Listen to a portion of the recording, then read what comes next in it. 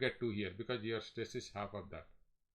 Now reality is when you compare with the SN curve that is being generated with smooth specimen, unnotched means smooth specimen KT is equal to 1, and with KT of 2.6, you can see there's a drastic difference in nature of the curve. It is below that.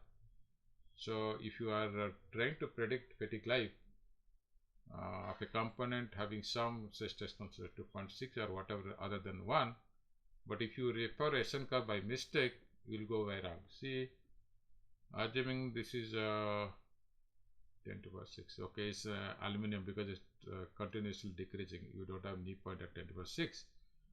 Anyway, you can see 40, you will have around 10 to the power 6. This may be 8 into 10 to the power 6 is the life for the smooth. But when okay, night 540, you can say 30. Your component is subject to 30.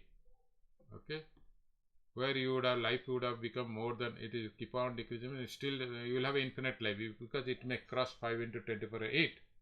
But and actually when you test it, it will fail within the 2 into 10 to the power 5 because the SN curve is different compared to the smooth one.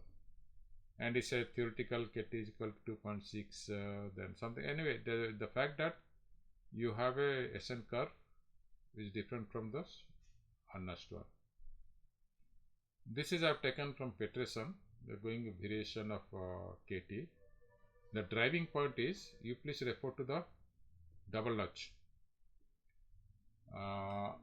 It is KT versus number of R by H is the variation. In one case you have a in-plane bending, and another case axially loaded, tensile load. You can see the curves are different. Geometry is same, dimensions are same, plots are then same thing, but you get, so that means your KT depends on the geometry. Loading, not only geometric, loading. Like here geometry is a hole, here is double notch, here the double fillet. Okay, and very interesting thing, when d by w 0, you should not interpret that d is equal to 0, right? But we say plate, so it is a benchmark is infinite plate with circular hole. That means diameter is very small compared to width.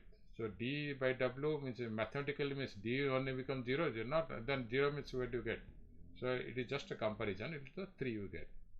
So this is the driving point here. Even here double notch with the cylindrical, you see the SN curve looks different. I mean KT versus for different KT versus whatever R by D parameter, they are different with the d by d ratio. This is another example, is a double fillet with loaded with the W1 W2 diameter and fillet radius curvature. Your KT versus rho by W1. So it may vary geometry. It varies with respect to W2 by W1. So KT also varies. So your stress is P by W1 by T.